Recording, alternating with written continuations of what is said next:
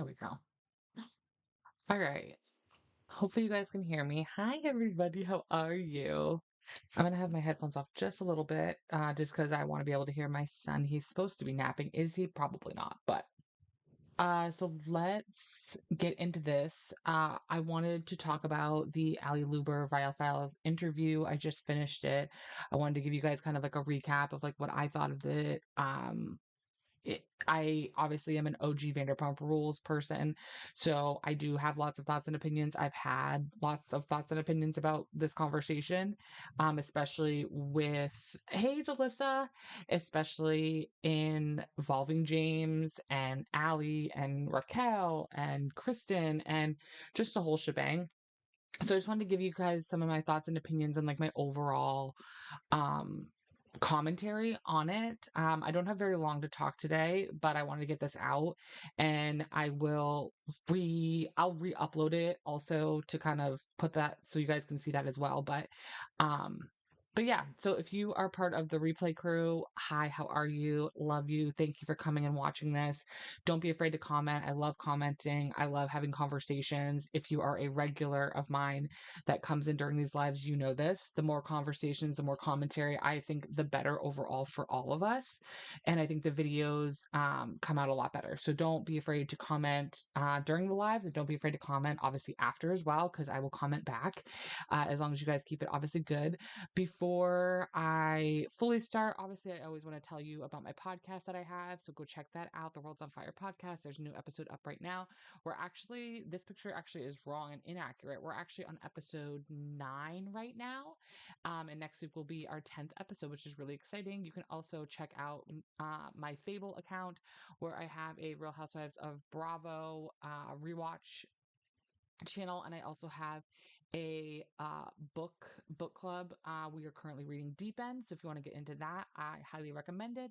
I also just started a Discord, so that will be at the link in the bio, so please go check that out. I'm really excited to have this Discord. I think it's just like an added layer of us being able to talk and have conversations, and the Discord literally has every single like current television show on Bravo, and obviously it'll keep changing and being added. I know there's a new show coming up of all like the younger generation of Bravo celebrities, so I'm really excited to add that to the conversation. I'll probably add that channel today, so that way if you guys want to go in and talk about that, you can as well.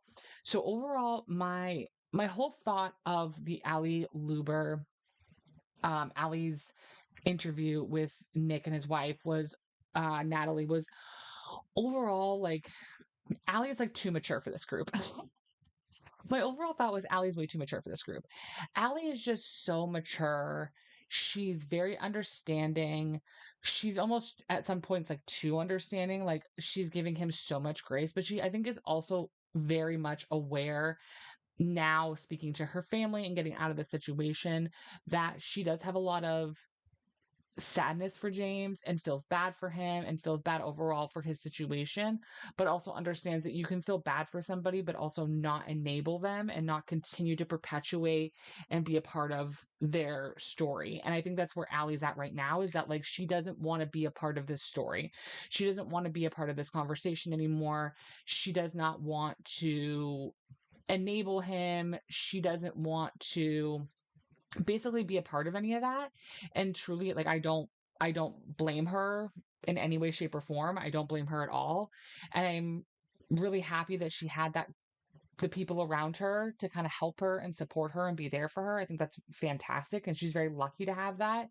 She definitely admits that it's the reason, like some of the reasons why she finally did like follow through was, one, he admitted to be drinking behind her back, and she had said on the show, like on a reunion episode, that was a non-negotiable. So that was one thing. The second thing was obviously having family around to kind of hold her accountable and go, no, like this is not okay, like you need to cut the crap, like don't be a part of this. And then two was honestly the cops showing up. She talked to Natalie because Natalie had given her experience of being in a physically abusive relationship, which Allie says James was never physically abusive with her. But that having the cops be called makes it a lot more real, and having it be public also kind of holds you accountable to not you do have to have some sense of follow through. And I don't feel like Allie is the type of person to kind of just push stuff. Like you see like these typical housewives that are in these like really shitty situations and they're like in these really bad situations. And all of a sudden they are lying about things. They're not saying the truth. They're hiding behind conversations. They're not having like the real conversation that needs to be had. And they're not really admitting to the faults of the other person. And Allie's just, I don't know. Allie's not a like reality TV person. She just happens to be dating like a reality TV guy. One thing that I found really profound about the conversation that she said mostly towards the end was that she was talking to a therapist and she basically thinks the reason why, because she says she has a type and it's musicians and alcoholics. And she said, her therapist said that she thinks that she's trying to fix like her dad essentially because her dad passed away from an alcohol related incident and what had problems in that department, and basically that Allie is trying to basically like rewrite history and fix her dad, and that's just not gonna happen. Like you can't do something, you can't do things like that because there's nothing. You're always going to be chasing something that's never going to get fixed. Like you're never going to be able to fix your dad. He's not here anymore. So it's like, but I found that really interesting and I didn't know that about her. And I found that really amazing that she was honest about that. And everything that Allie said was so adult, so mature. She wasn't being immature. She wasn't digging at James in inappropriate ways. She was under. Another thing that I found really amazing about her is she, again, like, you can acknowledge that someone has a massive problem and that's sad for them. That's horrible. I don't wish that on somebody. I see that they're really going through it. Da da da da da da da da, but also not want to be friends with them or not want to be in a relationship with them or not want to be around them anymore. You're like, that's awful. And I hate that for you, but that's on you. I can't fix you. You have to fix you. And she had a lot of language when it came to that, of how she definitely could see that he is a sick person, like not like demented and, whatever, like Jax. So that's the other thing that I like keep going back to is the difference between Jax, who's trying to be a sober person, and James, who's trying to be a sober person, is I feel like we're dealing with two different problems here. I actually do feel, and I don't know why. And Nick Viall talks about this, about how like he kind of gives a lot of forgiveness to James on a lot of shit. And even in the past, it's kind of been like, okay, sure. Like James is clearly growing. And it's kind of like, no, he clearly isn't. But I feel like the difference between James and Jax is that like I genuinely like I'm sorry. Sorry to this man. I genuinely don't think Jax is a good person, regardless of drugs and alcohol. I think the human being is a bad person. I don't think James is a bad person. I think that he has a bad problem that enables bad behavior. And then he repeats it over and over and over and never gets down to like the crux of what the true issues are and the problems are. And Allie brought that up too, of like that it's not just the alcohol. Like the alcohol is the thing that brings that kind of like beast out of him, but there's like a deeper rooted problem and a deeper rooted issue.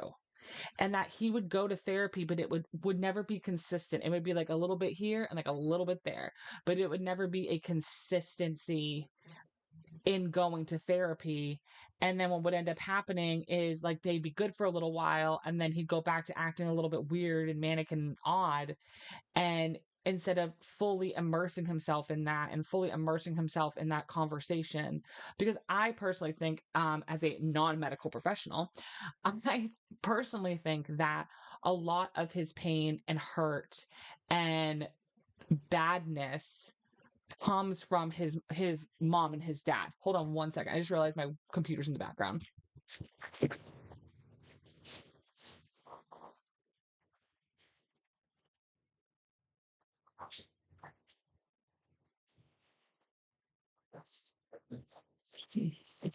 Ew. My hair looks horrendous right now. Sorry, I just realized my work computer is literally sitting in the background right now on full display. Like, no. Um, But I think that he really needs to get down to the rooted issues of his parents, because I think the family is a huge problem, as we saw. Like, his mother was an alcoholic. I'm sure his dad is somewhere in that vibe as well. And so I think that conversation needs to be had, and that acknowledgement of that relationship and how it has hurt him deeply. Like, we've seen it on the show. Like, if you've watched Vanderpump Rules, like, you see how deeply painful his relationship with his parents has been for him, and how it enabled a lot of horrible behavior from him. uh Nick and Natalie kind of posed a question of, do you believe Kristen and Raquel? And I go back and forth with Nick, okay? Because like sometimes I love Nick, and I'm like, wow, Nick is very much like, he gets it. You know what? He really gets it. And then there's other episodes I've seen Nick do where I'm like, Nick, bro, like, what the are we doing? Like, you are such a pain in the ass, and you're misogynistic, and you're annoying, and I can't stand you. But then there's other episodes where I'm like, wow, Nick like really gets it. Like, on a human level, he really gets it. And this is one of those episodes where he even admitted himself. He was like, when everything came out with Raquel, and Raquel had admitted, like, oh, I, I've been abused by James as well, blah, blah, blah, blah, blah. He's like, I kind of dusted that off and was like, okay, like, you're part of the problem. Like, get the hell out of here. And he's like, I really like lifted this guy up and was like, no, he's really changing, et cetera, et cetera, et cetera. And was like, that was like, I feel bad for doing that, knowing how he treated you, and how when all that came out, Nick was like, I felt really bad about that, because clearly he has not changed, and he has a lot of growing to do and changing to do. And I feel like I'm the same person in that camp of like, I give James like a lot of grace, but I also like, one of the reasons why I stopped recapping Vanderpump Rules was because I felt like I was enabling a lot of behaviors. Like, obviously I'm not a big creator, so no one gives a shit about me, like, you know what I'm saying? But I did feel like there are times where I would talk about like James, or I talk about Jax, and I would laugh about their shitty behavior or how horrible they were, and like treat them like characters. And it's like, no, they're real people who have made really bad choices and have really affected other human beings' lives, like on a really deep, messed up level. And I don't necessarily want to continue to enable that behavior.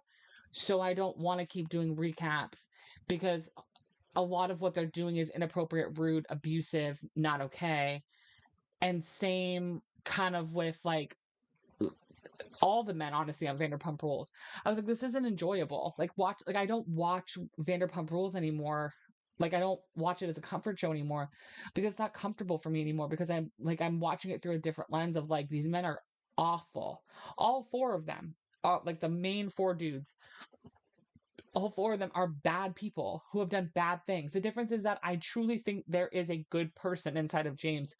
I just think that if you aren't going to confront the bad person, if you're not going to confront the horrible things that you've done, the horrible things that you've said, and the behavior that you've had, and confront it head on, you're never going to get better.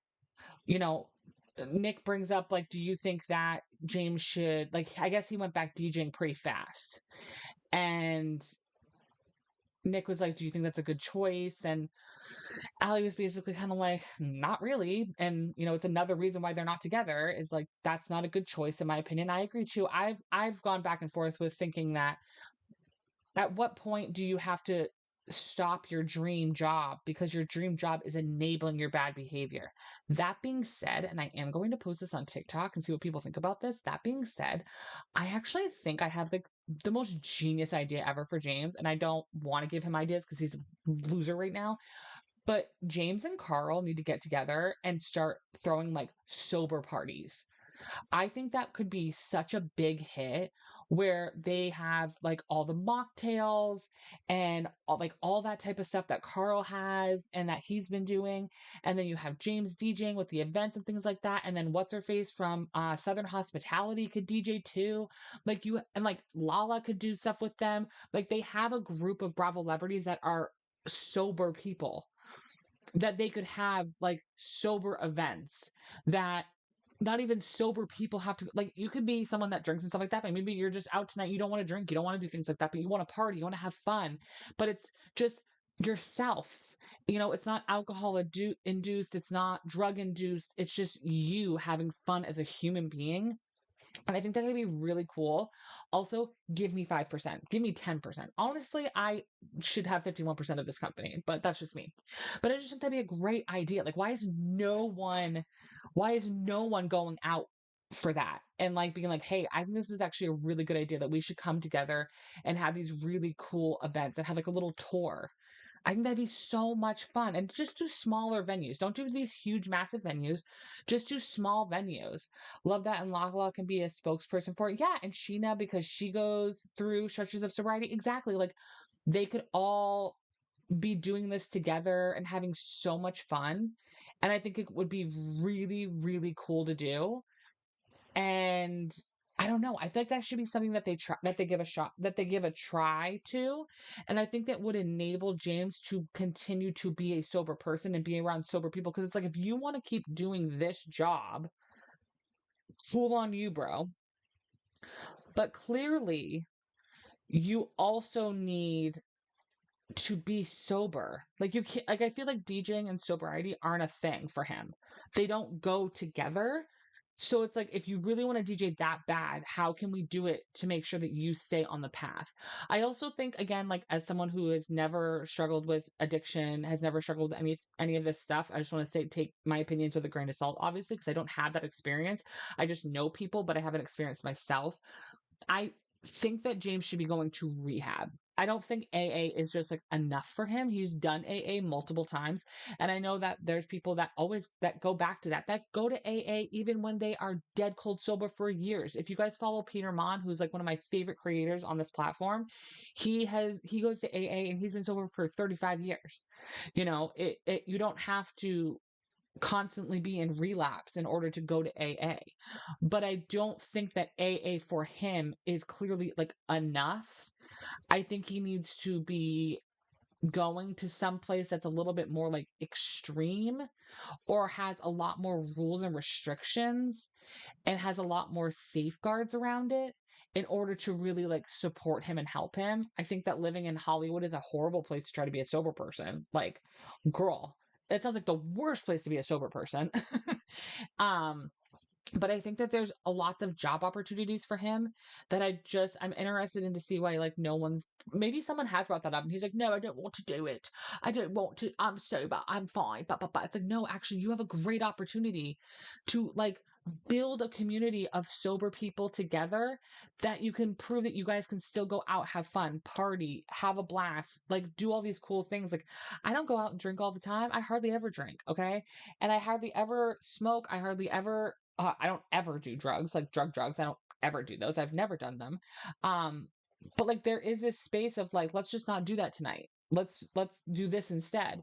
There's just, I don't know, like, and he did like see you next Tuesday. It's like wrap it somewhere around there. Like instead of Thirsty Thursdays, like change it around into something else. And I just think like that could be really, really cool. Also, again, give me 10% because I think we'd make a lot of money off of it. And I'm a genius. Just want to put that out there. Uh, we learned obviously that when this happened, it was when they went to the Direct TV party, which I didn't know that Allie was actually hired to work at that party, at the Direct TV Kathy Hilton party. I didn't realize that she was actually working at that party.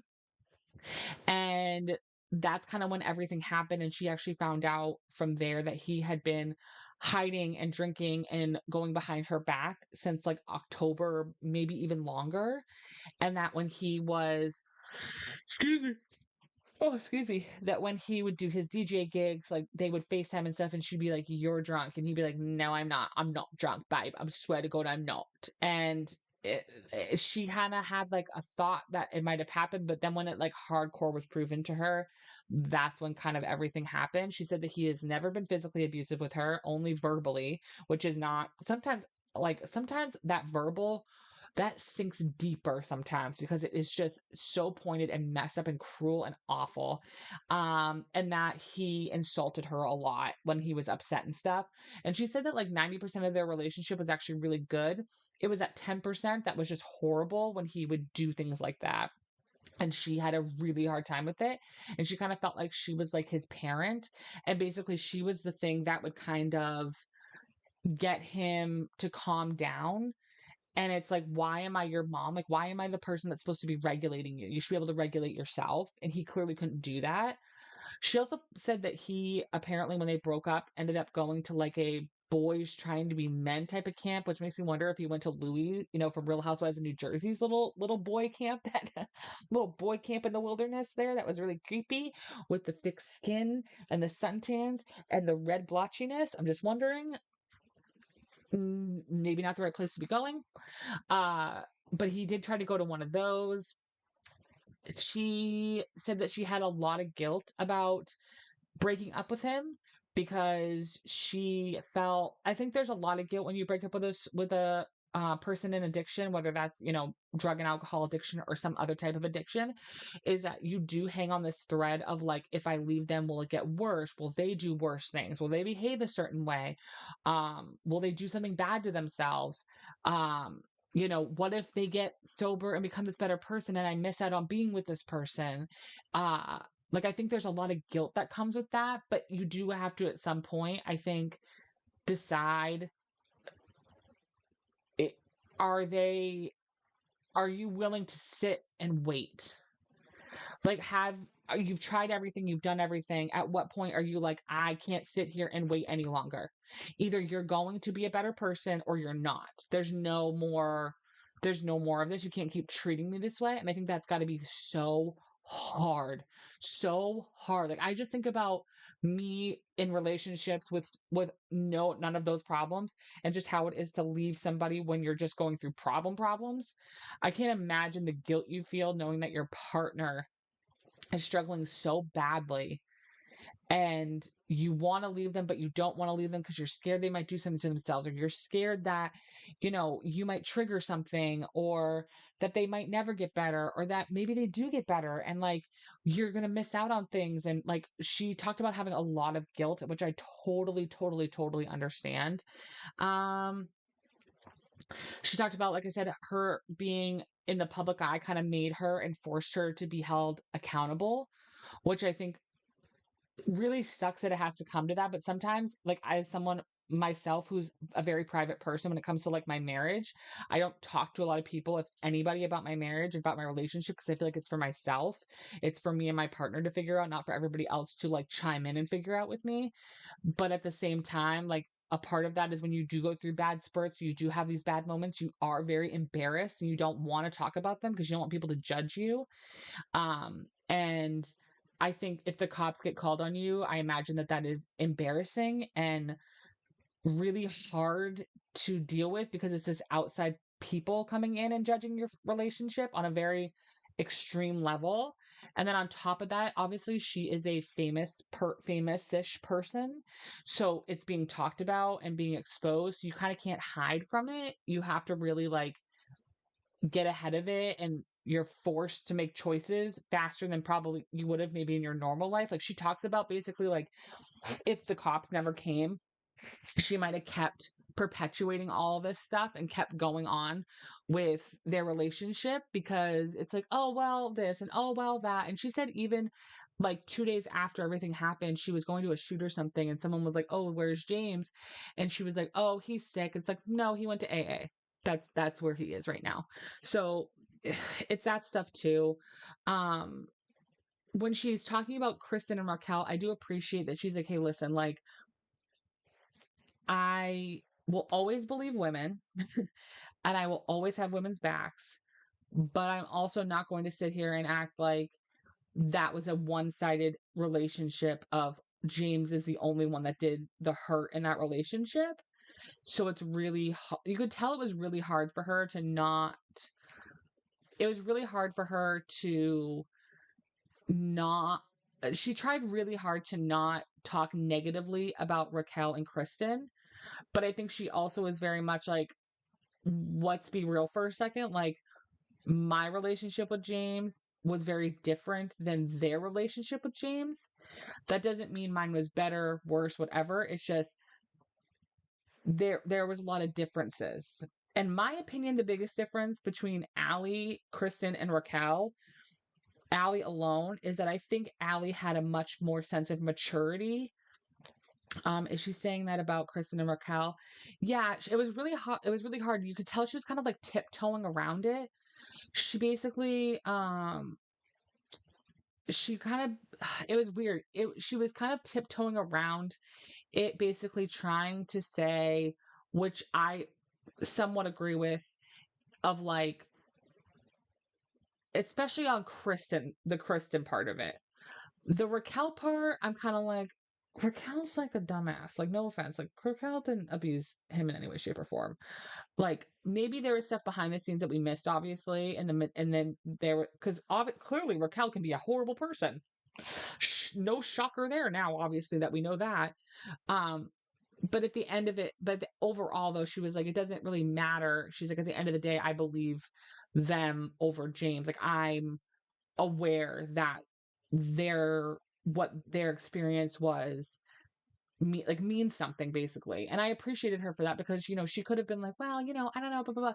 At the end of the day, she was like, I know what I'm supposed to say, I know what I'm supposed to feel, I know what I'm like, I know what I need to do, and that is support women. And I appreciate her for doing that, because that can be really hard when you love somebody so much and you hear all these horrible things said about them. You want to defend them, you want to be like, no, she's crazy, she doesn't know it, blah blah blah. And you're like, no, dumbass. Like, we believe women. We always first believe women. We can fact check after, but we always start out with women are right. Women know what is best. Women are the pinnacle of wonderfulness.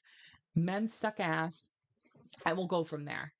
And I do appreciate her acknowledging that and saying that, and also acknowledging that that is hard to do sometimes, especially when you're talking about someone that you loved. Now, that being said, I I've had a lot of thoughts and feelings about Kristen and James as part of their relationship. I've publicly talked about it here on this platform. You can check old videos or whatever. I think the problem with Kristen and James is that, do I think that James should have ever harm Kristen? No. But do I think that Kristen had her own problems and her own demons and her own issues with alcohol? Do I think that Kristen was a very toxic person, probably enabled a lot of behaviors and probably triggered a lot of behaviors because of how she behaved and who she was and the sick things that she was doing? Yes, I do. That being said, though, that doesn't justify you physically harming another human being. So that's how I feel about Kristen and James, is like, do I think that James is the full person to blame in that relationship? No, I don't. But do I think that that justifies him allegedly harming Kristen? No, I do not. And I think the two things can be said at the same time. I think the two things can both live in the same world. I think we can recognize that Kristen was not the best girlfriend and probably enabled and triggered a lot of behaviors. And I think we can all agree that that doesn't justify James abusing her, allegedly abusing her. That doesn't justify that. Those two things can exist in the same world. Raquel couldn't tell you, because we didn't ever really know about their relationship, like the intricacies of their relationship. We only knew that James sucked. We didn't actually get to like really be a part of their relationship like I felt we did with Kristen and James.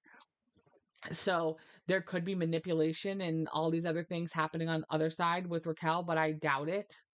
So I'm gonna take it out on a limb here and say that he was awful to Raquel and abusive to Raquel, allegedly. And I think we can all agree with that one. I think we can all agree on that one. Um, so yeah, I think it's hard, because I think I don't think Kristen's lying. I don't think Kristen's lying about how she was treated by James. I don't. Um, it's just hard, and this is where like me personally have to, and I think all of us have to remember that, and I feel like I learned this very heavily from um, the whole Scandival situation is that victims are not perfect, and nor should they have to be. Not every victim is going to be like Ariana, who comes up in this pretty perfect package and presents to you like that. Some victims are going to come up scraggly, raggedy, looking like the tree monster. That doesn't mean any less. Not every victim is perfect. Hey Noah, not every victim is perfect, nor should they have to be. And so I think that's what we all have to constantly remind ourselves when it comes to the Kristen part of this conversation, is that Kristen is still a victim. Even though she is not a perfect victim, whatever the fuck that means, even though she's not a perfect victim, she's still a victim of James. And that needs to be acknowledged. And we need to accept that. Which is, because there's always this, when it comes to Kristen, and I do it myself, there's always this like, well, excuse me, well, what about this? Well, what about that? Well, what about this? What about it? What about it? That doesn't mean you get to be abused. That doesn't mean you get to be physically abused. Just because Kristen could be the most ratchet bitch on the planet and be nasty, mean, and rude and horrible, that doesn't mean James gets to beat up on her. That doesn't mean you get to do those things. There's other ways to handle it. There's other ways to remove yourself from relationships, from situations. James clearly wasn't going to do that. So that doesn't justify that, you know? We talked about that with the Kenya and Britt situation. You know, Britt said horrible things to Kenya. That doesn't justify Kenya showing very illicit, photos on national television. That doesn't, just because she had every right to feel endangered, feel scared, feel like bad things are going to happen to her, that doesn't justify the way you reacted to it. That doesn't justify that, you know? VPR is a perfect case study on the imperfect victim. It really, really, really is. It really is. Like, it's one of those shows where when you're watching the women, they're the most imperfect women. But when you look at it from, like, if you back up and like really look at it, these women were treated like garbage by these men, like actual garbage, over and over and over. And we as a fan base enabled it, made it to be funny, thought it was hilarious, at times blamed the women of the group. Like, it's really like all this fucked up shit that we shouldn't have done. And it's a perfect example of that. If women are not in this tight little box of perfection that we've created for them, we have zero sympathy, empathy, all the thieves. We have zero. And that's not okay. And that includes myself. I also have to remind myself to get better with that. James talks about, not James, sorry, Allie talks about how Hippie is still with James and that she is comfortable with that and she doesn't feel like he would ever harm the dog. Like, she never had an issue with that in that world. And if she did, she would have done something about it. And that, like, that dog is basically like the one thing holding James together at this point. So that got brought up. And that, Allie didn't really take anything that James said to her when he was drunk and upset and pissed off, like, seriously, and really didn't like take that on, because she knew it was bullshit and that it was just him being petty and an asshole, and that she would just slice him right back and put him in his place. But again, she's kind of like, why do I have to put you in your place? You're a grown ass man. I should have to put you in your place. You know what I'm saying? Do you know the people who are still close with Allie? She said in the video that every female cast member reached out to her. She said Lala was the first one that reached out to her and basically told her to shut her phone off and go, like, kind of hide for a little while and then call when she was ready to talk. Sheena, Ariana, and Katie all reached out. I think the only one that she's probably still close with, it sounds like, is Sheena and Lala. And I don't even necessarily know if close is the right word, but she seems to be more in a relationship with them. I don't think she was ever really friends with Katie and Ariana. But those seem to be the people that spoke to her the most. When she talked about Lisa Vanderpump, I mean, I'm not going to lie, I wasn't shocked in any way, shape, or form about Lisa Vanderpump's interaction with her. I find it disturbing that she waited almost a month or two to call Allie. She didn't call Allie immediately. I thought that was really weird and creepy. I thought that it was very calculated. I don't really understand the calculation part of it though, because like you guys don't have a show anymore. You're not all together anymore. You don't do you have ties with him that I'm unaware of? Like I don't understand the reasoning behind it. There's nothing beneficial on Lisa's half that I'm aware of to defend him. I don't really get it. And when we watch the video of Lisa Vanderpump doing that interview with Bravo, the Bravo podcast there, she again is like, oh, well, you guys think that I'm trying to like enable and justify this, and I'm not. And I'm like, no, you are. Like, I have ears, I speak English.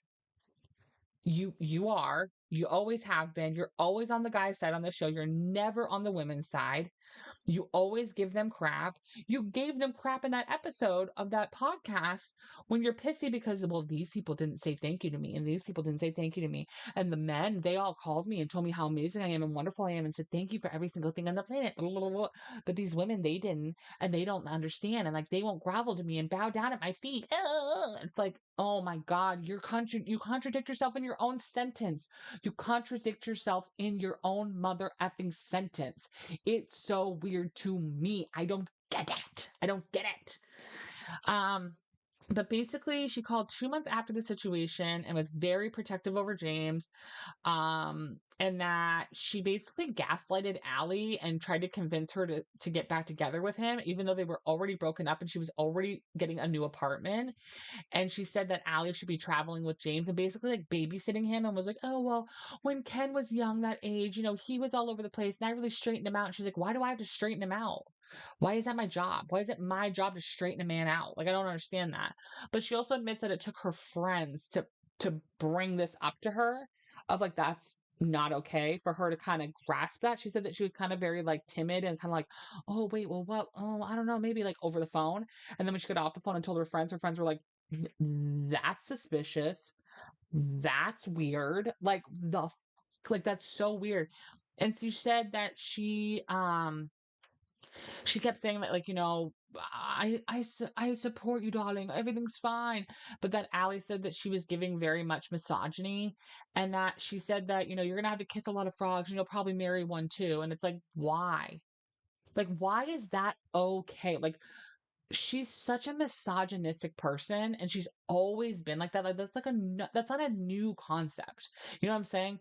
That is not a new concept to Lisa Vanderpump. She has always been like this. But it's just really, really frustrating and really annoying to watch over and over and over again. It's literally like this woman will never learn. She's never going to learn. And I don't understand why. I don't know why she wants to continue to protect these men over and over and over again. There's no need for it. Just like leave them alone. Leave them alone. Leave them alone. Hold on. I'm just making sure my live is still going. Okay, cool. Just wanted to double check. Oh, Tati's live right now. Hey, girl. Um, so yeah, I mean, that's kind of like the gist. Oh, I also found out today that Humble Brag is now a part of Nick Viall's podcast, little company there, NV Media. So now Nick has his podcast, Disrespectfully, and Humble Brag under his little like podcast umbrella. So he's kind of, he's collecting infinity stones of the Bravo cinematic universe. But yeah, like I said, I just want to come on here really quick. I didn't want to have like a huge long video today. I have a lot of things that I have to get done today, like work and baby shit. But I did want to come on and talk about it really quick and just have that conversation. And I'm proud of Allie. I think that she brought up, I'm an outsider when it comes to this group of Vanderpump Rules. So she saw things a little bit differently and she approaches the situation a little bit differently. But I think her being an outsider was a benefit to her. I think that her being so likable and lovable was also a benefit from her. I'm so excited and happy, that she has her own podcast, and I'll link all that below too. And I'll link the Viall Files podcast and all that stuff. And I think that's so cool that she has her own podcast. She has her own thing going for her. I thought it was really sad. She said that she actually was recording the first episode of that podcast the day before all that stuff happened at Kathy Hilton's party, and that obviously she's not going to have that podcast episode go up. So she already knew about this podcast ahead of time and had a really big deal. And it was real. And I was kind of like surprised that Nick didn't have her like podcast as a part of his little group there, maybe in the future. But it seems to be like a cute little podcast. She's such a cute person. And you can see when she starts talking about, so like the first half is her obviously talking about everything that happened. And then the second half is her talking about the astrology stuff with Natalie and Nick. And I think it is really cool and really amazing that when she starts talking about that stuff, she just lights up like a Christmas tree. Like she's a different person. Like her energy is so different and she's so excited and so happy. And I kind of just love that about her. And I really hope good things happen to her. And I think the whole fan base has always loved her and has always wanted the best for her. And I think that being away from James is going to be that. She also doesn't seem to be a very like, uh, I don't know, like publicity motivated human being. She's just kind of existing in the world that she's a part of now and kind of just like moves about it. And I think that's really amazing and wonderful. I do kind of hope that she never goes back on reality TV ever again. I also hope she never dates a musician ever again. And I hope that she finds like her peace and happiness. And I really hope that James also finds that as well. And I hope James honestly doesn't date somebody for a very long time. Oh yeah, they did bring up the Andrew Tate part of the whole situation, and she did say that she genuinely does think that James is just like stupid and didn't realize like how awful Andrew Tate is and how horrible he is, and that like just was like, yeah, bro, take a picture. And like that was it. And was like, wait, what? What happened? Like, I don't understand that. It's like, wake up, bro. Like he genuinely is just like a doofus. And I kind of believe her. I think he's just a doofus. Like he's just like, you're dumb. Like, how do you not know that? Like, how do you not know like everybody who does internet knows about that vile creature? Like, how do you not know that this is a person you should not associate yourself with at all? I also find it really interesting. I love how I'm like, oh, I'm gonna leave, and I'm like, never mind. I also find it really, really, really, really interesting that he like James had said to Allie, like, I don't like to go on podcasts. Basically, if it didn't have to do anything with the show, and it wasn't during their taping, like he had no desire to be on long form content, long form like podcast, anything like that. Zero desire. And I found that to be really interesting because I feel like that's where he could get caught up in his lies and caught up in his stuff and expose a little bit harder, because they were offered to come on Nick's podcast together when they were a couple, and now obviously it's not going to happen. So yeah. So let me know what you guys think. Obviously, like I said, I started a Discord. I will link that in the bio so you guys can go check that out and go visit the Discord and go hang out in there and talk about all the Bravo shows, every single one of them. You can also check out my new podcast that has 10 episodes up now, so you guys can go, or sorry, 9 episodes up right now. You can go check those out. Also go join my Fable book club and my Real Housewives of Atlanta club that I have over there. You can guys go over and join that. Follow me on all social media, short form, long form. I do it all you know you want to. I am 7, count it, 7 followers away, okay, from being able to start monetizing and doing shit over here that involves making a little coin. And by little coin, I mean literally like little coin. But I would really appreciate it if you guys knew anybody, if you could send out like a share, a like, a follow. I would really, really appreciate it because I really, really, really love doing this, and I'd love to make this a long-term thing if possible. So please, if you can, share all this stuff, and hopefully we can get some more followers and I can really do some amazing, wonderful things even further than I'm already doing. I'm literally doing this all by myself, and I'm having the best time doing it. I really love the followers that I have and the people that I have, and I love the long form like live content. I feel like we have a better relationship when we do stuff like this. So I love you guys. Have a great night. Bye bye.